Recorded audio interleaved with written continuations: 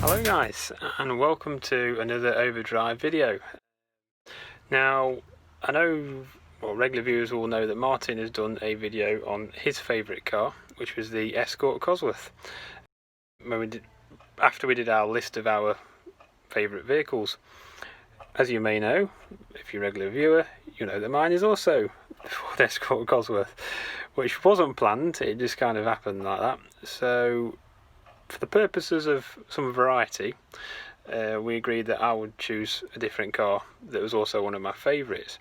Now this car in particular actually got accidentally missed off the list when we filmed that video of our list of favourite vehicles, so it's not actually on there. So I thought it'd be a good idea to bob it in now. So hope you don't mind that, but it is also one of my very favourite cars.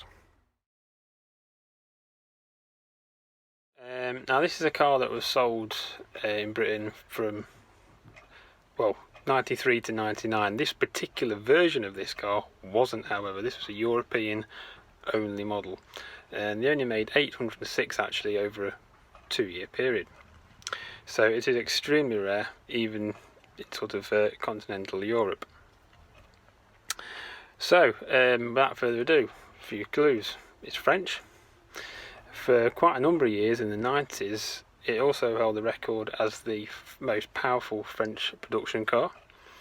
And for the few years that it was sold in Britain, well, not this particular version, like I say, but the model of vehicle, it didn't sell very many. It didn't exactly set the sales charts on fire. So there's a couple of clues for you. You may have guessed, you may not have. For those of you who haven't, it is of course the Renault Safrane.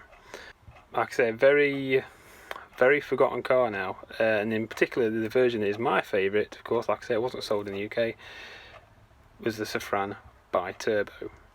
Very rare car, like I say, even in continental Europe, and like I say, also a car that's pretty much forgotten about now. When you think of performance executive cars, because of course the Safrane was Renault's flagship, you think of German stuff, and there's no great surprise there, because in reality it probably was the better car. Mercedes, BMW, some fantastic performance models from them. But yeah, the Safrane Biturbo. So what makes it unique? Well, what Renault did basically was take their top of the range Safrane, with the 3 litre V6, 170 horsepower, and took it to German for Hartger, who a lot of you will know, that best known of course for tuning BMWs. Some fantastic creations coming out of there for the cars from BMW. But what they did was they put 2 massive turbochargers onto the 3 litre V6, creating 268 horsepower, and I think around 330 something like that Newton meters of torque. Very powerful. They also coupled that to a quadra all-wheel drive system, because of course normally the Safrane was front-wheel drive. So yeah, for a number of years this is France's most powerful production car. Obviously if you exclude the Venturi models, which they only made a couple of hundred over a few years, still considered though therefore, you know, a production car. But yeah, it was very advanced for its time. Back in 94 this car came out with, for example, electronically controlled shock absorbers. Yeah, I mean, pretty much unheard of.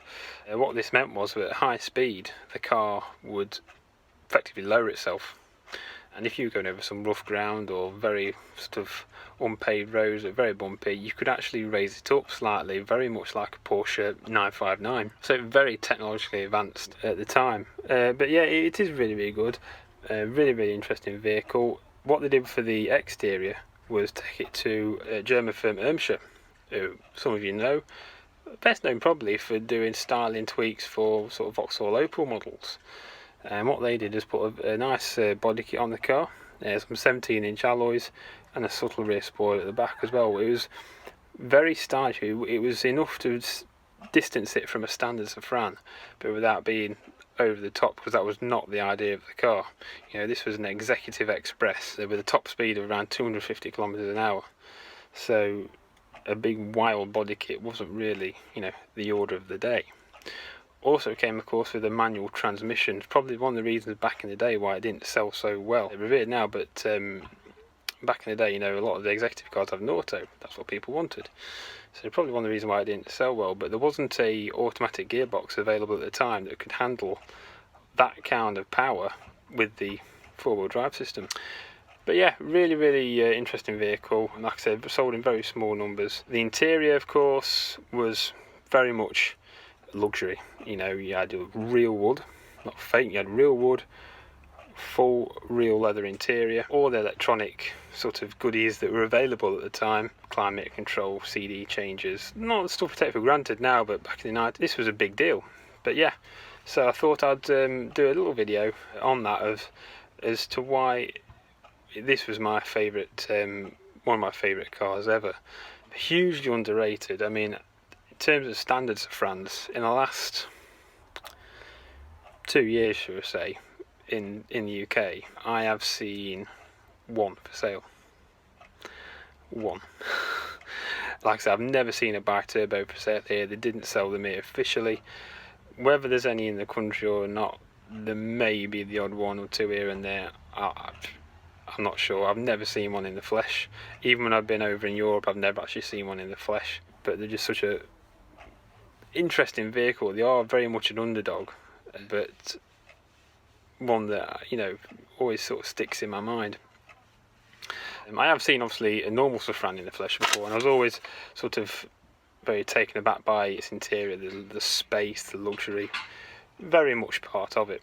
But yeah, there we go. I thought I'd do a good video, well, hopefully it's a good video. I thought I'd do a video on that, on why to me it was such a special car, because it combines, frankly, all the performance you're ever going to need with all the luxury you're ever going to need. You know, this was a car that was designed to cross continents, that was designed to cross countries in absolute comfort all day long at high speed if necessary, and it did that very well. Unfortunately, it couldn't compete with, you know, with the Germans, and again, not really a great surprise. That's not to say, however, that the Safrane was a bad car, because absolutely wasn't.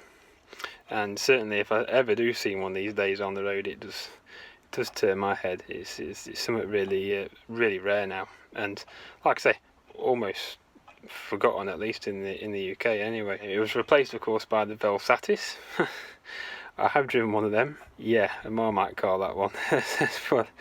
Let's put it that way. But no, the Safrane Biturbo, a car that is pretty much almost forgotten, but one that I certainly remember and always will. So hope you enjoyed that video. I know it's maybe not the most obvious car you think of when you think of a list of favourite cars, but I just, like I said, I just love how the fact it combines performance with luxury, and its rarity as well, I suppose, is in effect what makes it, you know, even more interesting, certainly as the years go on and it becomes even rarer. But there you go. Hope you enjoyed that, and now I'm up to date again with some decent technology.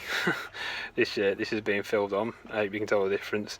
You should start seeing more videos coming through from me. Like I said, there has been a bit of a lull while I've been sorting that out, but should be back on track now. We have started filming in some semblance of normality now with the usual overdrive videos, and I don't think it's going to be too long now before you start seeing episodes coming out. It's a relatively similar rate to the were before. I think episode 25 is just around the corner. So hope you enjoyed that. From me, I'm going to sign off. See you next time.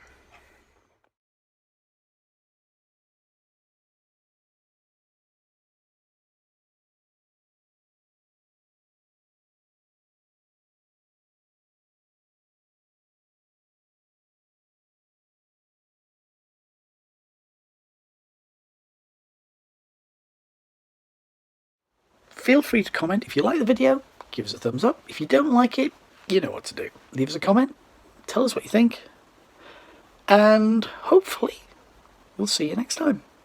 Stay safe. Bye for now.